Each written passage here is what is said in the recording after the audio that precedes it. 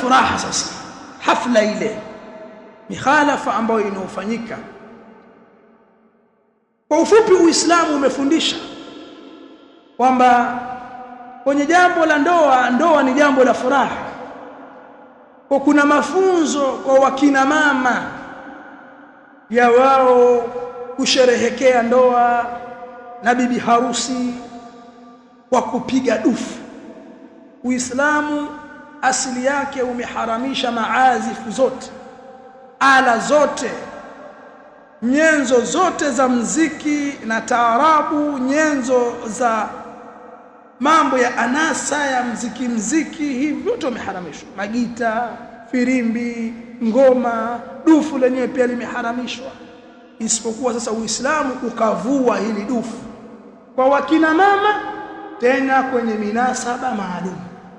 Ndio maana hakuna sheria kwamba kifano tuko hapa sisi mashaallah tumemaliza daura yetu leo vizuri, basi leo tufurahie tupige dufu hapa. Haya, leteni madufu.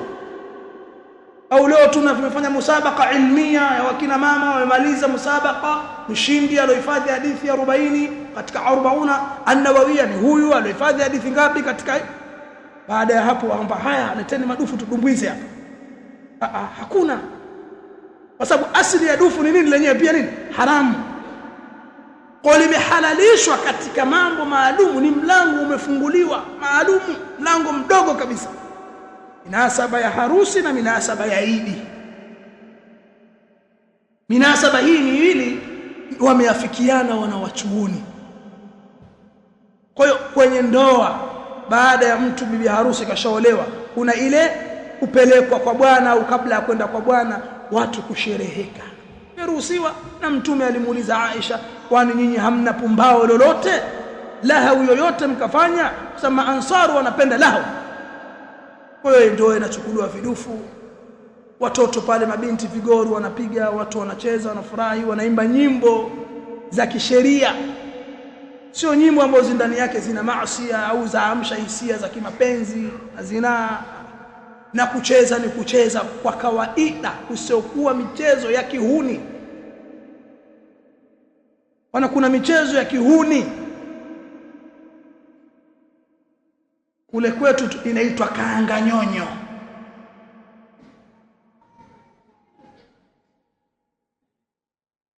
Inaitwa kaanga nyonyo. Watapiga dufu vizuri, utasikia sasa ikifika hiyo kaanga nyonyo hiyo. Kwa tena watasimama sasa, wanaserebuka hapo mbele sasa. Pamoja kwamba ni wanawake watupu, mmeruhusiwa kucheza michezo, mmekaa manyonga nyonga mikono huku na huku, furaha, umesimama, umekwenda, umetunza, umefanya hivi. Lakini tena katika maviuno, michezo ya kihuni inatoa haiba. Hata wanawake kwa wanawake mtashangaa, kumbe naye pia yule yumo. Kumbe mke wa shehe pia naye. Haya, yule si uhuni ule. Hii michezo haifai. Unaona, imetoka katika desturi ya kawaida, katika urfu, watu wanakushangaa. Hiyo ni michezo ya ngoma huko kwenye baikoko. Kwa hiyo watu wanaruhusiwa kuimba nyimbo za ada zisoingia ala, nyewe mkatumia midomo yenu mkawa mnaimba nyimbo za ada, na mkacheza michezo mizuri isiyopoteza haiba na heshima ya mwanamke, wala isiyo ndani yake na kujifananisha na watu wahuni washenzi. Kacheza, hilo jambo limeruhusiwa kisheria. Sasa mikhalafa inopatikana katika hii ni mingi. Wanawake kuyafanya haya mambo mbele za wanaume, ambalo hili ni jambo la kawaida kabisa kwetu. Wanawake unakuta inawezekana hata hilo dufu hakuna, wameingiza na jambo la haramu, mziki na mabaikoko na marusha roho na vigodoro. Sasa hivi kuna kitu kinaitwa kijamvi kule kwetu, kwani sijui mimi, lakini kwetu Pangani, Tanga, wapi na viunga vyake, kuna kitu kinaitwa kijamvi, ngoma ya kishenzi kabisa. Hakuna ngoma ya kistaarabu, lakini hii imezidi ushenzi. Ndani yake wanalewa, ndani yake wanaandaa wanaandaa kinywaji fulani kimechanganywa na kungu na ukwaju, ambao akinywa yule mwanamke lazima arembue, lazima alegee kama kalewa fulani hivi. Na kuna mirungi vijana wanakula wa kiume, na kuna nini hizi pombe Cavent wanaziita. Watu hapo sasa wanakula mrungi, wanakunywa pombe. Unaweza ukaomba nyimbo, na nyimbo zao katika vijamvi ni zile nyimbo za zamani za kina Juma Bado, zilipendwa zile za taratibu, zile nyimbo za pani za kina Hadija Kopa taratibu. Kwa pale anasimama mwanamke, anaweza akaomba nyimbo akacheza, anakuja anatunzwa. Anaweza akasimama kijana, naye kijana akanyanyua kidole juu. Na ndio maana utaona kwenye vijamvi, nasallallahu salamata alafia, vijamvi vyote vina mashoga.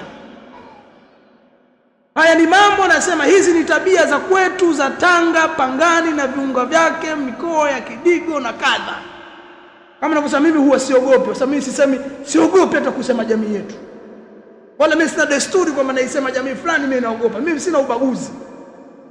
Kwamba kwetu sisi, kwetu. Haya mambo ya kishenzi yapo kwenye miji yetu ya Pangani kwetu tulipozaliwa. Mambo yasiyofaa kabisa. Kwa hiyo hapo watu watakula mirungi, watu watalewa na watu watazini. Na mashoga wanakuja. Ni mambo machafu ya ajabu, ambao hakuna moyo wa mtu mwenye imani anaweza kuvumilia, lakini yanafanyika kwenye harusi za Waislamu. Vigodoro, naitwa vigodoro, ni hii muziki. Yajua huku kwenu, huku hakuna. Kwenye harusi yako yale majispika makubwa, basi vishindo vyake hasa huko kwetu ni mikubwa.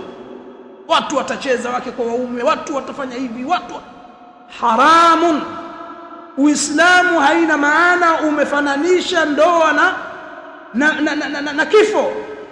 Sehemu yenye msiba na yenye ndoa ni kweli hazifanani, lakini tuna mipaka ya kisheria ya kusherehekea. Wanawake kwa wanawake, pasiwe na ikhtilaf. Kwa mukhalafa katika hili, nataja mukhalafa wa kwanza ni kusuhubiana hizi hafla na mziki. Mziki ni haramu.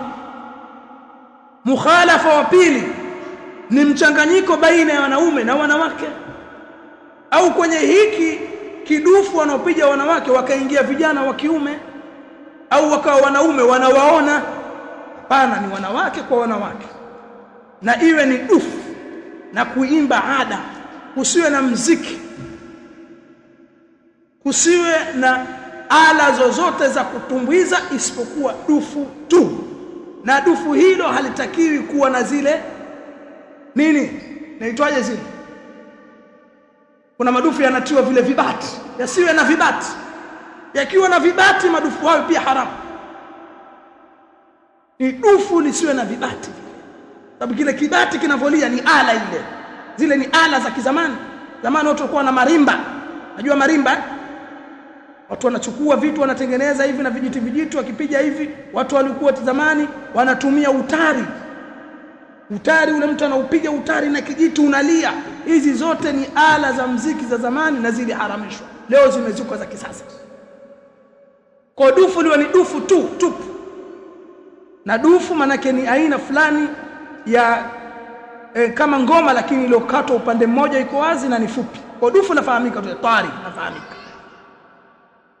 Kusiwe na mziki. Tuseme mukhalafa wa kwanza ni mziki ndani yake. Mukhalafa wa pili ni ikhtilati baina ar-rijali wan-nisa.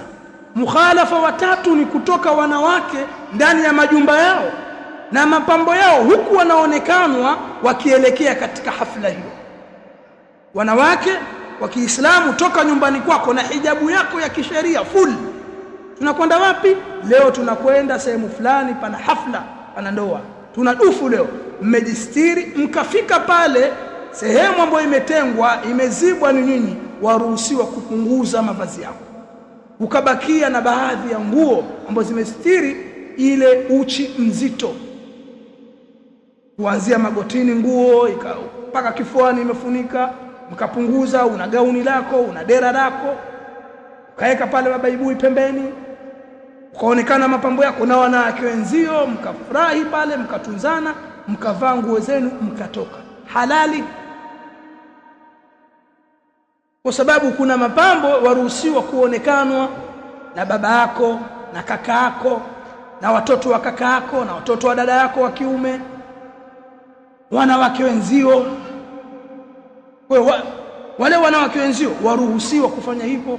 Sio kwamba pia sisi basi ndio tena uko pale kwenye shughuli na majuba yako fudu na nikabu pia unyanyui nini, huyo salafia wa kweli huyo bwana. Labda kama una yako tu, wana mtu mwingine anaweza akawa hajiamini kufunua sura. Kama una hilo sawa. Unajua mtu asijiamini hapa nikifunua ila kitazama wenzao wamefunua, kila anayefunua chuma, kila kinafunua chuma. Leo kaona meenda hivi mpaka wenzao wamfuata. Mbona basi ufunui? Hataki. Labda kama hujiamini, lakini sheria imekuruhusu kupunguza. Lakini huko unapotoka huko usionyeshe mapambo yako, wala yubidina zinatahunna, wasidhihirishe mapambo yao. Umeelewana? Lakini pia kutoka majumbani na yale manukato na maudi ulojitia ni haramu. Wenda wapi? Ndio kuna harusi. Haya ni mambo tumejiachia. Wakina mama wanatoka wanakwenda katika shughuli, wamepanda magari, wamejipamba, makeup, ulizia maperfume. Haya ni mambo ya haramu. Mwanamke amewekewa mipaka na ndugu zetu, dada zetu, shangazi zetu. Haya mambo kila siku tuyasema, lakini wamekuwa wagumu kubadilika. Lakini tumuombe Allah tabaraka wa taala alainishe nyoyo zao na Allah waongoze katika haki.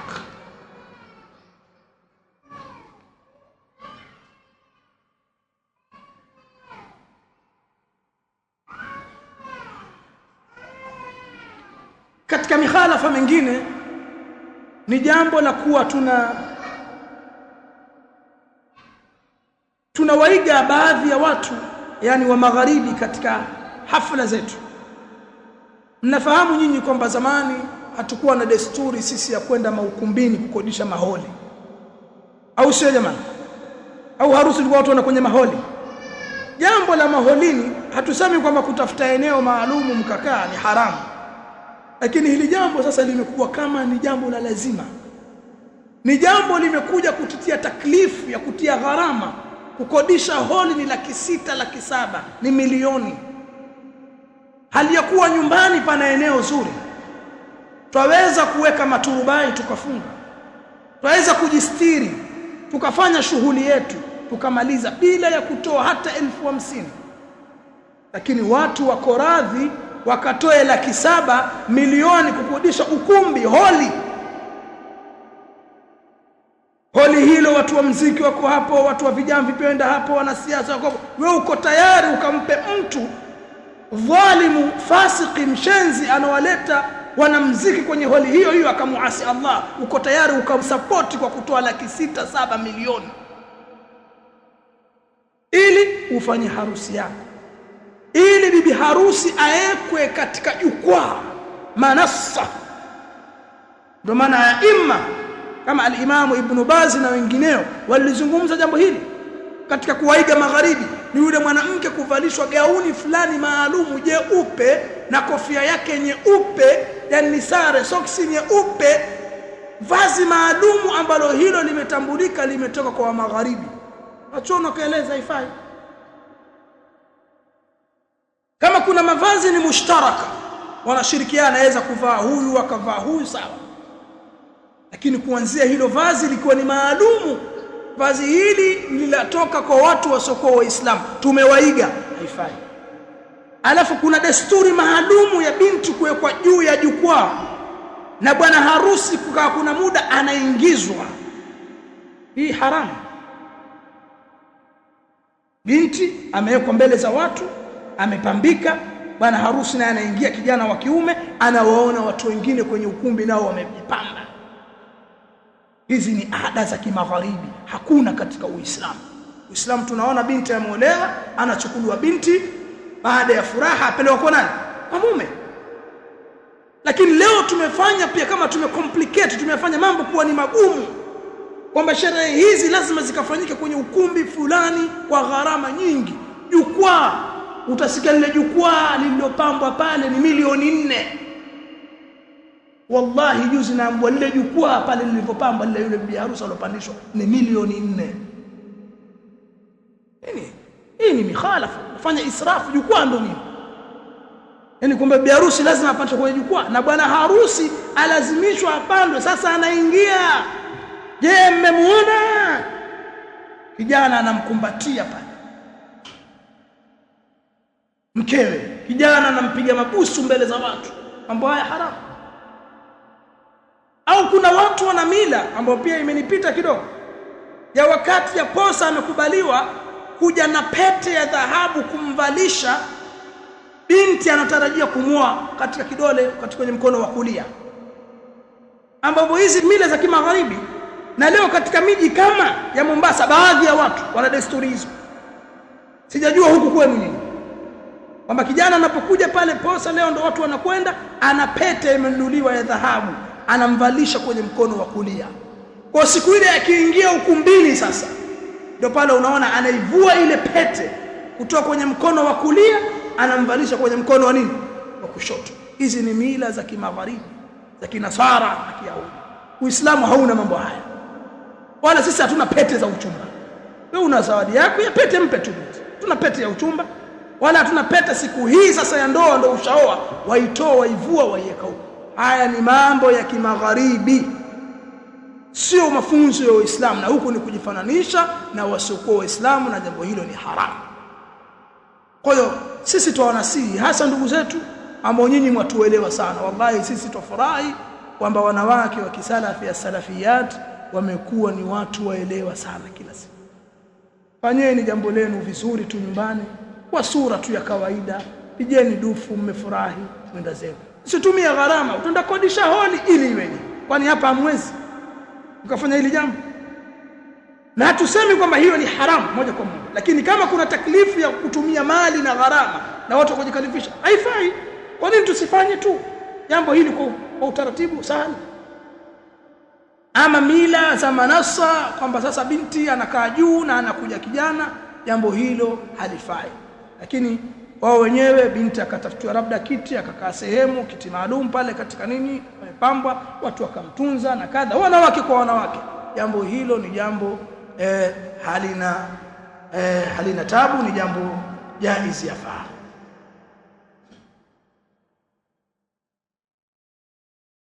Na katika hizi hafla sasa kuimba, kuna jambo la kuweka maspika lafanyika hata katika hizi dufu ambazo tuzipiga, lakini spika sasa ile sauti ya wanaoimba yafika mbali.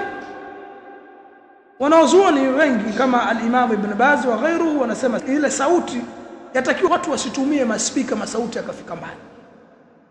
Lakini si haramu ikiwa wanawake kimfano wako hapa wanaimba ile sauti wakasikia wanaume ambao labda wako jirani wanapita, haiambii kwamba hivyo ni haramu. Sheikh Al-Albani ile ameelezea vizuri kabisa. Waliporuhusiwa manake yaweza sauti ikanyanyuka. Mfano wako hapa, wewe unapita hapo ukasikia wanaimba wakina dada, hawaambiwi wanapata madhambi. Na pale ile ni ruhusa. Kwa maana haya ni mambo ya ruhusa, yameruhusiwa. Lakini sasa wanaochuoni hawaonelei ni vizuri kasa tunaweka na maspika. Mwanamke kaghani tena spika yafika huko. Si sawa. Wengine wana vispika vidogo vidogo vya pale baina yao, sauti mtu asiumie. Yani iwe katika urfu na desturi iliyokuwa nzuri.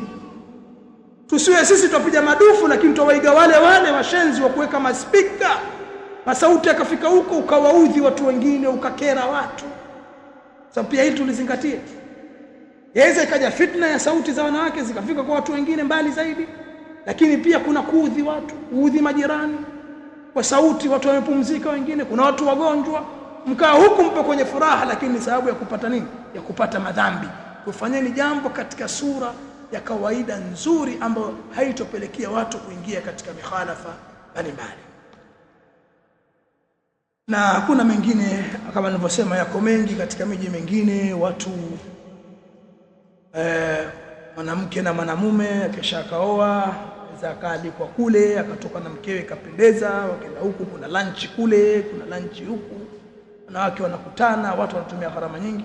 Haya mambo yote ni mambo ya kuigaiga. Kuigaiga, mambo ya kuiga si mambo mazuri. Inatakiwa tushikamane na sheria ya Uislamu. Kwa hiyo na nyinyi kama nilivyosema, ikiwa kuna mengine yanafanyika huku kwenu kinemesha juu ya mikhalafa, basi tunaweza tukatanabahishana kuna hili na hili, lakini haya niliyozungumza inawezekana sikumaliza yote, lakini ni mambo yatosha. Kuna mambo hapo katikati, kumwandaa binti, kumpamba na mikhalafa ya binti, kuungwa nywele akasukwa marasta akaungwa nywele za bandia, mambo hayo ni haramu. Na mambo ya kumnyoa nyusi, mambo hayo ni haramu. Kuna mambo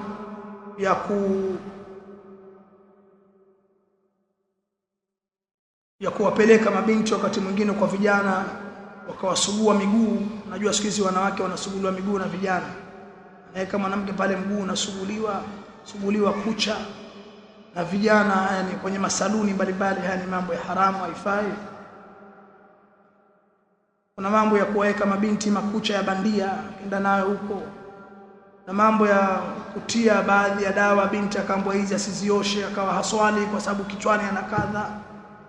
Kuna mikhalafa ya watu kupoteza muda katika maharusi, hafla, yani ikawa tena wanawake mtu ataswala ile ya faradhi imempita, wanaume wako ambao wanapitwa na jamaa nini, nipo kwenye shughuli, nilikuwa nakita malingoti, nilikuwa ndo nasungusa turubai. Yani kuna uzembe unafanyika katika hafla kwa wanaume na wanawake. Mtu ikawa swala imepika ipitisha wakati wake, anakuja kukidhi, hapana. Na bwana harusi wakati mwingine haswali, bibi harusi wakati mwingine namna vile yuko kwenye maandalizi, kapakwa piko hapa, kapakwa hina hapa, nywele zimefanywa hivi, huku kavalishwa hili, hana wakati wa kutia udhu, swala za mpita tu. Au ndo yupo kwenye sehemu hiyo, katolewa kwenye ukumbi magharibi mpaka Isha, magharibi yote imempita, kuanzia alasiri kaekwa pale kwenye kiti mpaka adhana, yupo kwenye kiti kakaa mpaka Isha. Hii ni mikhalafa mikubwa kabisa ya watu kukhalifu au kuacha swala zikawapita, ima wale waliohudhuria au bibi harusi au bwana harusi. Ila maghairi dhalik, mimi niweke hapo.